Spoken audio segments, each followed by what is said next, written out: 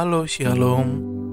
Berjumpa lagi dengan saya Aldi Dauhan dalam program No Bible No Breakfast. Mari kita lanjutkan kembali pembacaan Alkitab per pasal kita saat ini yang terambil dari Kejadian 35 ayat 1 sampai 29. Demikianlah firman Tuhan. Yakub di Betel untuk kedua kalinya. Allah berfirman kepada Yakub, "Bersiaplah, pergilah ke Betel, tinggallah di situ dan buatlah di situ mezbah bagi Allah yang telah menampakkan diri kepadamu ketika engkau lari dari Esau kakakmu."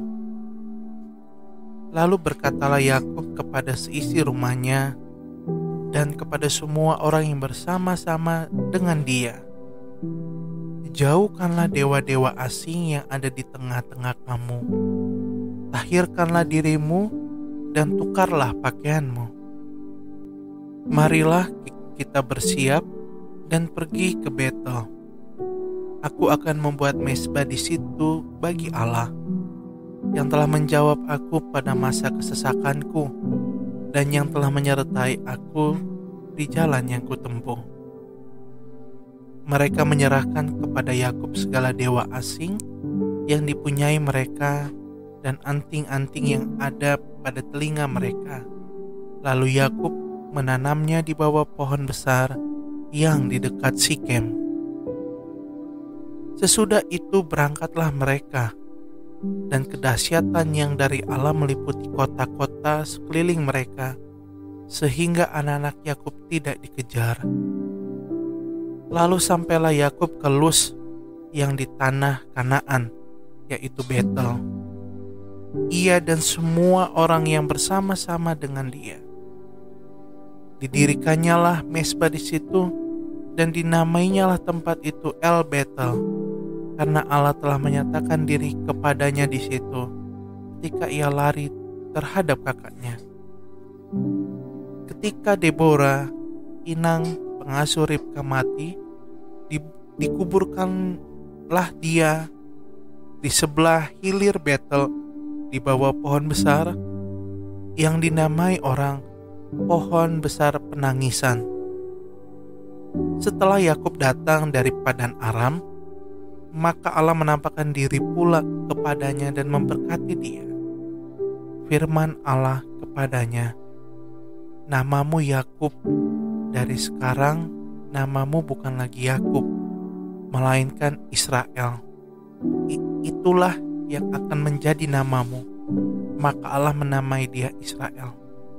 Lagi firman Allah kepadanya, "Akulah Allah yang Maha Kuasa.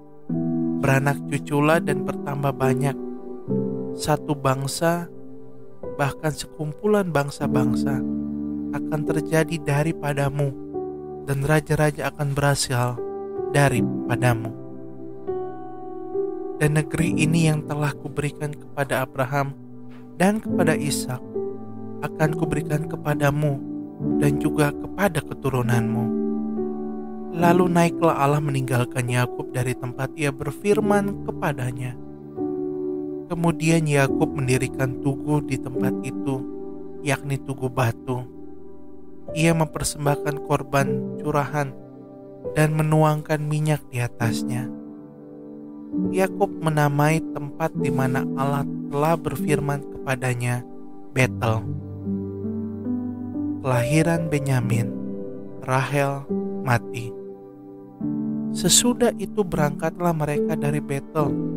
Ketika mereka tidak berapa jauh lagi dari Efrata, bersalinlah Rahel, dan bersalinnya itu sangat sukar. Sedang ia sangat sukar bersalin, berkatalah bidan kepadanya, "Janganlah takut, sekali ini pun anak laki-laki yang kau dapat." Dan ketika ia hendak menghembuskan nafas, sebab ia mati kemudian, diberikannya lah nama Ben-Oni kepada anak itu, tetapi ayahnya menamainya Benyamin. Demikianlah Rahel mati, Lalu ia dikuburkan di sisi jalan ke Efrata, yaitu Betlehem. Yakub mendirikan tugu di atas kuburannya. Itulah tugu kubur Rahel sampai sekarang. Sesudah itu berangkatlah Israel, lalu ia memasang kemahnya di seberang Migdal Eder. Anak-anak Yakub, Ishak, mati. Ketika Israel diam di negeri ini, terjadilah bahwa Ruben sampai tidur dengan Bilha gundik ayahnya, dan kedengarannya lah hal itu kepada Israel. Adapun anak-anak lelaki Yakub 12 orang jumlahnya. Anak-anak Lea ialah Ruben, anak sulung Yakub, kemudian Simeon, Lewi, Yehuda, Isakar, dan Zebulon. Anak-anak Rahel ialah Yusuf dan Benyamin. Dan anak-anak Bilha budak perempuan Rahel ialah Dan serta Naftali. Dan anak-anak Zilpa budak perempuan Lea ialah Gad dan Asyir. Itulah anak-anak lelaki Yakub yang dilahirkan baginya di Padan Aram. Lalu sampailah Yakub kepada Ishak anaknya di Mamre dekat Kiryat Arba. Itulah Hebron, tempat Abraham dan Ishak tinggal sebagai orang asing. Adapun umur Ishak 180 tahun. Lalu meninggallah Ishak. Ia mati dan dikumpulkan kepada kaum leluhurnya. Ia tua dan suntuk umurnya. Maka Esau dan Yakub anak-anaknya itu menguburkan dia. Demikianlah pembacaan Alkitab kita saat ini. Kiranya memberkati Bapak Ibu Saudara-saudari sekalian. Tuhan Yesus memberkati.